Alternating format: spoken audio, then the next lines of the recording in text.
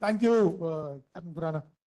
The floor is now open for questions. We have about 15 minutes. I can say Imadri, I can see Mr. Silva, and sir, you. Yeah. Yep.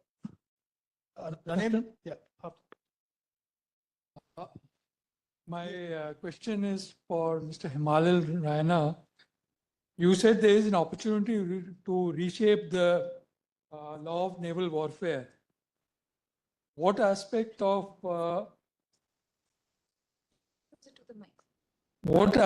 India's naval heritage can we dip into for this? Either India's naval heritage or the Asian naval heritage. Himadri, will you please go next? Captain Das, the question is to the panel and Captain Khurana. Actually, the question is that should we depend so much on the Newport manual and not think of making our own manual, which is contextualized to our legacy, our culture, our context, and so on and so forth, and maybe use best practices from all available manuals which exist? You are the ex-FOTC here. Maybe doctrines and concepts can look at it also. Yeah, Mr. Silva. I'm going to task you, Captain Das. Hello, I have a question primarily concerning the issue of San Remo versus the Newport manual, but also for the other speakers. The question here is really the fact that it's a question of Lex Lata versus Lex Ferenda, right? Lex Lata is really the creation of states, and whenever tribunals or manuals stray from the decision on the custom and state practice and treaties of states, there become issues of the legal legitimacy, the normative legitimacy, for example, of tribunals, which might amount to judicial lawmaking. In that sense, how do we then, given the fact that there really are gaps, how do we make sure that to enhance the legitimacy, for example, of these lawmaking exercises? Do we course it more through the IELC? Should we have a new Hague Convention? I mean, because again, the question is, I'm not saying I disagree with it from an ethical level. I'm asking from a normative legitimacy level, because it is Lex Ferenda and Lex Lata, and we have to be careful not to confuse them. But at the same time, we do need to reform the Lex Lata as well. Thank you. Okay, thank you. Last question. So my question is for Mr. Himalal Raina. First of all, compliments for a very first-rate delivery. Perhaps that is why the question has come, sir, because I could not gather what he was trying to say. But please correct me if my understanding is wrong. What I understood that you are trying to say that law of naval warfare does not talk about proportionality. It does not talk of precaution in attack. It does not talk of having distinction. And the military objectives, as far as law of naval warfare is concerned, is unlimited. To my mind, all these things, issues are not correct, and everything is limited. You've also tried to make a distinction between law of naval warfare and land and air warfare. That distinction is rather, you quoted the protocol, but overall, the overarching understanding of law of armed conflict is that there is a unified, concept of law of armed conflict. This legal regime cannot be divided. Clearly, if you see, ship attacking land, land attacking ship, which laws would apply where? And then there is a whole this thing of littoral warfare. So I would like some clarity. I think most likely the case is that I am not, I have not understood you correctly. Right. We'll take, the young lady there. Yeah, please. Thank you, sir. So my question is to the entire panel. Kindly introduce yourself. I am Saharsana Kapoor. I am a law graduate from the University of Edinburgh, having done my LLM in international law from there. So my question is to the entire panel, and specifically Mr. Raina. So given the growing role of private non-state actors in the maritime hostilities, to what extent framework, particularly both the manuals, as they both primarily focus on the interstate naval conflict, be interpreted and extended to regulate the conduct of and engage with non-state actors under the contemporary international law perspective. Secondly, my question is regarding the Newport Manual and its enforceability aspect. Thank you. Right, so we got a plate full, Emmanuel. You've stirred more than a hornet's nest. So if you're ready, please shoot. Right. Thank you for all of those. It was very wonderful and perceptive questions. I will try to address all of them. If I miss any, please do let me know. I'll be happy to get to them. The first two questions, I think one arose about what are the aspects of the law of naval warfare that we might want to see changed. And there was another point about should we make our own manual? In this respect, I will say I agree 300% with the statement that Mr. Khurana made here. The most important thing, we can have differences of interpretation, but it is that we make our own interpretation. The San Remo manual and the Newport manual are manuals in which we have had such little input.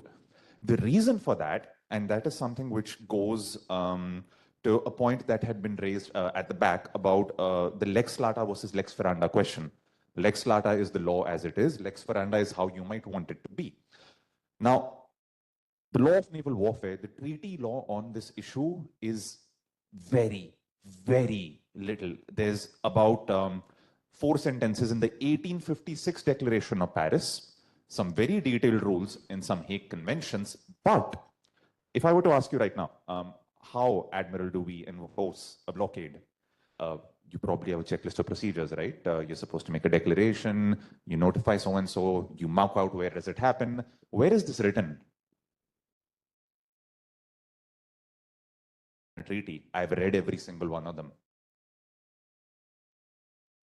This is the case. If a blockade happens, you have to notify someone, you mark out a certain space, and you do so and so and so. Says who? Well, look at any expert manual, San Remo, Newport, Oslo, Oxford, whatever you will pick, it all goes back to one document. 1909 London Declaration and a 1913 Oxford manual. Something San Remo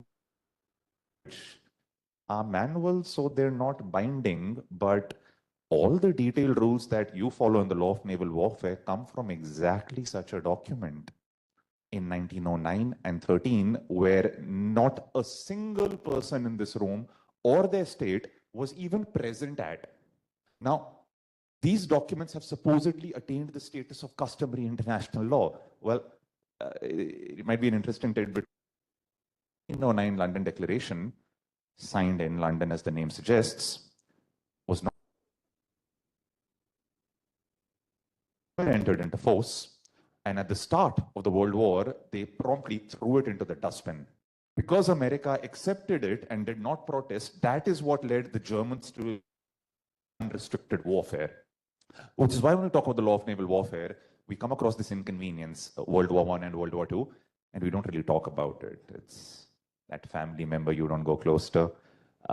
In World War II, they were even more unabashed about it. When the war started, both the Japanese and the Americans declared at the outset that they really had not much intention of relying on the law as it had been declared in the London Declaration. And they said that they were relying either on the principles of reprisals or countermeasures or some such. Basically, they recognized that whatever this law business is, we don't really want to follow it right now. So the question is, going to the future as to what it is that we might want to do. Well, the ideal scenario would, of course, be if we had another treaty lawmaking moment. Unfortunately, I am not optimistic about the chances of that happening absent some massive conflagration first happening, because the law of naval warfare, because it's been the plaything of hegemons and great maritime powers, it's literally the structure on which international society is built. Your economies, your societies, this is not the thing that the principle. Ladies and gentlemen, the law of naval warfare was crafted principally in an era centuries ago when women were chattel, Indians and dogs were not allowed on the Mall Road, and international law was not considered to apply to non-civilized states like India and China. There have been some changes in the world since that time, and every body of law has had to account for them. There is no reason that the law of naval immune from this simply because the Americans would like to blow stuff up. In a very interesting reversal, if you have a look at the content of the expert manuals, you will now see that the UK is the only major country which actually opposes the American interpretation on a number of issues. Does it have anything to do with the fact that they have more admirals than ships? Maybe. But what we take to be the law, it's not frozen. You have a voice, you have agency. Say, you want to make an Indian manual? Do it. I'll help you write it. I don't know if we didn't have the bandwidth for it 3 decades ago, but we sure as hell do today. Now, pending that happy day, right now what we have in front of us is a multilateral process that started and is occurring in the San Remo manual. So let's at least make ourselves heard. Let's have our say. We didn't have a choice 100 years ago. We do now. Just looking at some other questions that had come up. Sir, I think that was correct. It was probably a miscommunication that might have occurred. So what I told you about the fundamental, there is no other idea which has in international than the notion that there is any such thing as a unified law of armed conflict. There isn't. Now, when you think about the principles of distinction, proportionality, and precautions, this is what lies at the heart of the law of armed conflict. Okay? And the most prominent statements, anytime anyone is talking about them, they will refer you to Additional Protocol 1 or the 2005 ICRC Customary International Law Study. Both of them specifically excluded the law of naval warfare. Why? They said, we have the San Remo manual. Let's look to that. Now, what happens when you look at it? Well, I'll give you an example. The definition of a military objective is in Article 52, Additional Protocol 1. San Remo manual, Rule 40, copies it word for word. This is copy the law, the definition of a military objective in the law of land warfare, but then you go to Rule 60 and 67, and suddenly everything that was there in AP1, well, let's just set this part aside, and this can go under the table. And now again, if you honestly and sincerely believe that all of those things are in our navy's or state's interest, I will be your man Friday. You tell me to jump how high, I will do it. So, no, yes, please. My question, Yeah. you tell me what is wrong in the San Remo manual. You see, you said that they've copied AP1's definition for military objective. That's right. Okay. And the balance of the rules, which is quoting 60, 61, of course, you're a lawyer, you remember it offhand. But what is wrong in that? And especially AP1 is, talking of that the attacks from land, sea and air on land objectives, that is not allowed. And then this excludes the law, land, sea and air warfare from AP1. But then, the Admiral mentioned Hague Convention. Isn't notifying the laying of sea mines not a precaution? So I'm saying just you have to point out what is wrong. What is so problematic? Yeah. Okay, so have a look at Additional Protocol 1. Yes. Sir, with your permission, can 5 minutes? Please, sorry. Right. So let's have a look at Additional Protocol 1. There is only one part of Additional Protocol 1 which establishes a domain-neutral touchstone which every form of warfare has to comply with. It could be the law of aerial, space, cyber, whatever sort of warfare it is.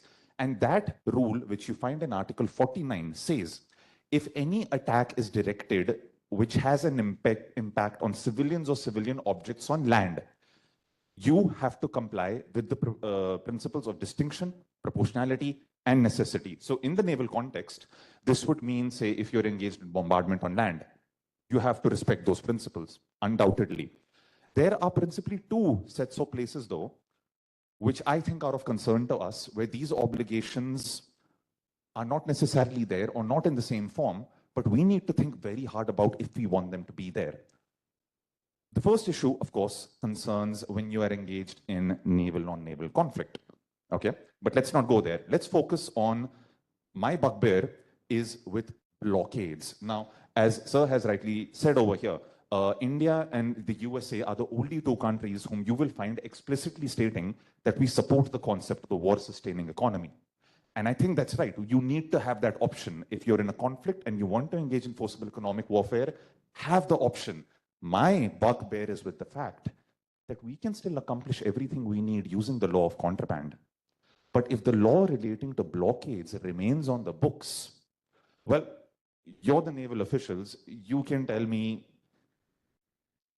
do you see, now see, this is where we come to the point where the Navy needs to develop and harbor its own consensus that we want to have the tool of forcible economic warfare available to us. But if we say we want blockades to be available too, we can use it, sure. But so could someone else against us. And all I'm asking us to do is to engage in this exercise of thinking about it, that if we can accomplish our goals via certain means, do we really want to make unrestricted means also available to those who are more likely to use it against us than them? This is not my call, of course. This is a call that every respective Navy and government takes by itself. Now, here's the other reason why I'm trying to tell you that some things could be problematic. I told you, right, that if we are talking about sea-to-sea warfare, then per the Newport Manual, proportionality, precautions are limited, lighter than the law of land warfare. And of course, the principle of distinction does not apply if we are thinking about any kind of targeting or private. Now, here's the part I'd ask you to pay close attention. Every interpretation we choose to embed in the law of naval warfare is no longer just about what happens at sea, which was spearheaded by Joram Denstein. It's sort of the god of IHL as far as the Israelis or the US Naval War College might be concerned, and the Woomera Manual, which is the most authoritative restatement you have of the currently applicable law to outer space warfare. They've agreed that there's so many scenarios of outer space warfare where you will be drawing on the law of naval warfare. So any stance that we are saying we should adopt or accept at sea, it no longer just has consequences only for naval warfare. It's going to also inform how much freedom of action a potential adversary or belligerent has for orbital warfare as well. So it's no longer just about the planes that we have down here, it's also about what's up there. So do we really want to create a legal regime where we give unrestricted freedom of action to a potential belligerent? What if the US-China war kicks off and we are operating with a paradigm whereby we say the law of naval warfare is applicable? Private property can be targeted during war in naval warfare, mind you, which means all the satellites that are up there, they're fair game. Now, they might have a conflict that kicks off. You might be aware of something called the Kessler syndrome. If enough things go wrong up there, suddenly those orbits are unusable for us and for everyone else as well. So all I'm saying is we can mold it into any way, shape, or form that we want, but let us think about our interest. As Dr. Khurana, let's have our interpretation. Sir. I just wanted to tell you that just to simplify a naval commander, anything beyond 12 nautical miles, Sir. it is fair game. Is that right? Sir, if you have a state of declared war, not armed conflict. Well, what are the laws of armed conflict? Yes, sir. So long as you are beyond territorial waters, Sir. And you engage anything beyond 12 nautical miles. If it has enemy nationality, if you are in a state of war, fair game. Yes. Okay. So therefore. Sorry? There's no state of war. Thank you for bringing that up. Sir. Sir. San Remo manual, when you talk of 60 and 61, 61 actually says that you have to follow all the basic rules set out at 38 to 46, which is that means and methods are not limited. So it's not fair, you know. One second, just hold on. I'm sorry, but I'll have to pull this to a hard stop. Sorry, gentlemen.